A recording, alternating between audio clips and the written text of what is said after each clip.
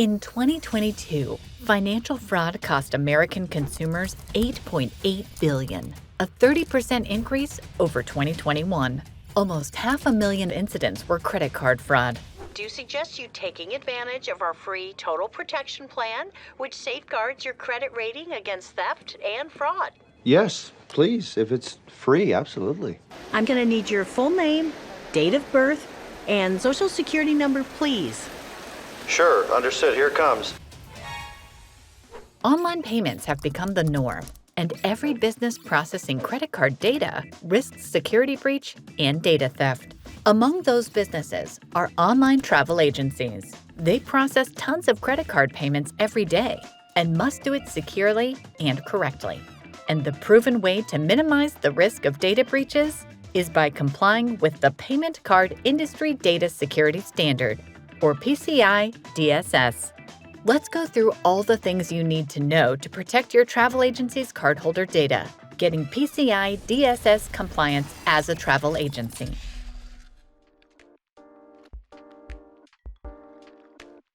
First, we need to cover the basics and talk about how payments are processed in travel agencies. There are two ways for travel agencies to handle payments: as a merchant of record, or by relying on suppliers, such as airlines, hotels, or car rentals, to cover these functions. Being a merchant of record means collecting and processing customer payments on your own. You charge users, collect payments, and send them to the suppliers after deducting your commission. This model offers a lot of control and allows you to get your markup right away, so it's preferred by large companies with resources to handle operational complexities. Alternatively, a travel agency can entrust this task to the service provider, a hotel or an airline who will accept customer payment and then send the commission back to the agency. Favored by smaller agencies, this model helps you avoid the responsibility of handling sensitive payment data and, by extension, dealing with PCI DSS compliance. Yet, many OTAs today choose the merchant route for the flexibility and cash flow benefits that it offers, which is why compliance concerns become even more prevalent. I think what has happened in the industry is that now everyone is sort of becoming a merchant of record, connecting to virtual card providers, getting cards, and they forgot the part where, now we have card numbers in our systems, right? This is Mark Anthony Spiteri, Senior Vice President at Neum, a real-time global payments platform serving OTAs, hotels, and airlines. So what is PCI DSS, and why should you care? Back in the 90s, the internet was the Wild West of data security. Credit card fraud was happening left and right, so each company set its own security initiatives. Finally, in 2004, 5 major credit card companies, American Express, Discover, JCB, MasterCard, and Visa, combined their efforts to establish the PCI Security Standards Council. The council was developing and enforcing standards for all merchants accepting credit card payments to protect cardholders and the whole industry. These standards formalize how you configure your internet access to restrict traffic from entrusted networks, how you store, transmit, and encrypt cardholder data, how you protect it from unauthorized access, and so on. So PCI DSS is required to make sure that all card information, right, through the ecosystem is safeguarded. So effectively, between one party and another, the data is encrypted and made sure that no one that shouldn't have visibility to those card numbers has access to it. All of this aims to minimize the risk of data leaks and protect your customers, since 81% of people would stop interacting with a brand after a data breach. One such event may be the end of an otherwise successful business. What PCI compliance does is dictate how you should build and maintain your network. Overall, there are 12 requirements, including the following ones. Install and maintain a firewall. You must use a firewall functionality on top of your router to control what traffic is allowed in and out of your network. Do not use default system passwords provided by vendors. Always change the password before connecting a system to your network. Protect stored cardholder data. It must be rendered unreadable, purged when no longer needed, and its retention time must be limited. Also, it shouldn't be stored unless it's necessary for your business needs. Encrypt cardholder data transmission. using strong cryptography when sending data via public networks, deploy and regularly update antivirus software. Keep your systems up to date with the latest security patches. Restrict access to cardholder data to authorized workers only. Assign each person an ID so that actions taken on critical data can be traced. If you have card numbers on your systems which are not protected, which are, again, not maybe the card holder information on the consumer side, but the cards that you are using to make your payments at the GDS, you have a risk of basically internal fraud, right? I mean, if you are a small travel agent, maybe you know exactly who's using those cards, right? And very easy. But as you grow, and we've seen this multiple times, unfortunately, on our side, the cards get compromised, right? And basically, it always leads to the point that the cards were not properly protected. Restrict physical access to cardholder data by assigning ID badges and keeping track of visitors. Monitor all access to networks by implementing a logging mechanism. Regularly test security systems with vulnerability scans. And establish an information security policy for the whole company. Adhering to PCI rules is not legally required, but if you get hacked without compliance, you can be fined tens or even hundreds of thousands of dollars a month and forbidden to accept payments. At the same time, if you get hacked while in compliance, you might be exempt from any financial repercussions. So, I mean, the consequences effectively is simple, right? I mean, if you are not PCI compliant, one, there might be limitations of which partners work with you, because as a fintech or a banking partner requires that anyone that deals with them has to also be PCI compliant, right, in the ecosystem. So that's number one. But I think more importantly, besides that, is that effectively you are not PCI compliant, your customers' data is at risk, right? So there is a risk there, which will be reputation and financial loss from the travel agent's perspective. For travel agencies, the topic of PCI adherence has become even more relevant in 2017. That's when the International Air Transport Association, IATA, demanded that all accredited travel agents had to become PCI DSS compliant. Basically, this means one thing.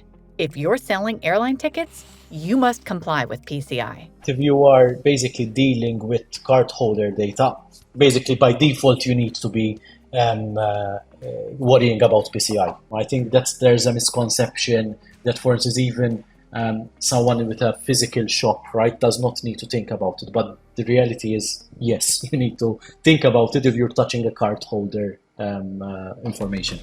Even if you're a smaller agency that isn't directly accredited with IATA, you might consider PCI compliance to guard yourself from hackers and hefty fines. So where do you start with PCI DSS compliance? We recommend determining your PCI level first. Compliance requirements depend on your business size, or to be more exact, on the volume of transactions you're processing yearly. So, the following will help you decide what your agency level is. If you handle over 6 million Visa, MasterCard, or Discover transactions, or 2.5 million Amex transactions, and over 1 million JCB transactions, you're at level 1. This is the strictest compliance level, and it affects the largest travel agencies. Also, if you've recently experienced a data breach, you'll be automatically assigned to level 1. If you cover from 1 to 6 million yearly, Visa, MasterCard, and Discover transactions, from 50,000 to 2.5 million American Express transactions, and fewer than 1 million JCB transactions, you're at a level 2. If your transactions range from 20,000 to 1 million for Visa and MasterCard, less than 1 million for Discover, and less than 50,000 for Amex, you're level 3. And if you have fewer than 20,000 Visa and MasterCard transactions, you're level 4. The main difference between these levels is in the document set. All businesses must prepare an attestation of compliance form and go through quarterly network vulnerability scans. Besides that, businesses in level 1 must complete an on-site audit by an external auditor, who will prepare the report of compliance. Organizations in level 2, 3, and 4 typically don't need the audit, but instead prepare the self-assessment questionnaire. It's a checklist with requirements. For each requirement, you can check if it's been met or completed with compensating controls, or the requirement is not applicable or isn't in place. Compensating controls are alternative requirements for those businesses that, due to technical or operational issues, cannot fulfill the original requirements. That means that they'll need to compensate with other defense practices that mitigate the risk. There are, however, different types of questionnaires based on how much of your payment and security functionality you outsource to third parties.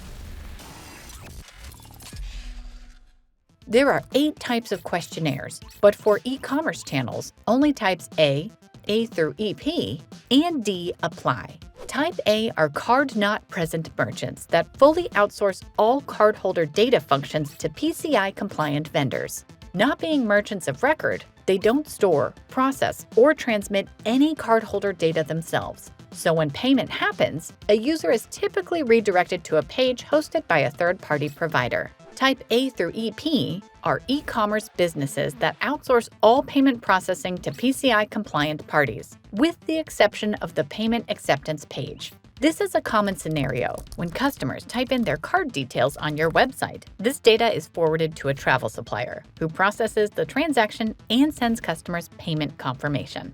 And Type D refers to any e-commerce business that doesn't meet the above criteria, meaning that they accept, process, and store payment data. Of course, the less you outsource, the more rigorous the self-assessment process will be for you and the more secure measures you personally will have to implement to protect customer card data. But this is the price you pay for a higher level of control over your payments. Still, there are some methods to reduce PCI compliance issues if you handle your payments independently. So check our article on travel agency payment integration in the description box below. If you've detected self-assessment vulnerabilities, you must fix them, which may include implementing new systems or establishing new policies. After that, you can finally report your compliance to the payment card brands. Check each credit card brand for what documentation they require, but they typically include a combination of 3 documents depending on your business level and outsource model. If you're an accredited travel agency, you must also submit documents via the IATA customer portal, where you upload the attestation of compliance and that you will update quarterly. The process is fairly straightforward, but for a small travel agency, this might be overwhelming as you need to be well-versed in technology to understand how your system is interacting with customer data. This is why PCI compliance is often achieved with external support. So PCI DSS is required to make sure that all card information, right, through the ecosystem is safeguarded. So effectively, between one party and another, the data is encrypted and make sure that no one that shouldn't have visibility to those card numbers has access to it. Merchants can hire qualified professionals to assess their system, consult about meeting the requirements, and perform a system scan along with an audit.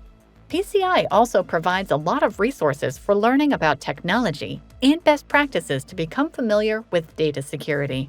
PCI compliance may seem complex, but it will only make your business better and safer. Not to mention that it will help to avoid the risks of financial and reputational losses that come with non-compliance or a data breach. You may end up paying hundreds of thousands of dollars for the number of months you've been non-compliant. And if you experience a breach with no security measures in place, your business's reputation might be forever tainted. If you found this video helpful, remember to leave a like and subscribe for more content about travel and technology. See you in the next video.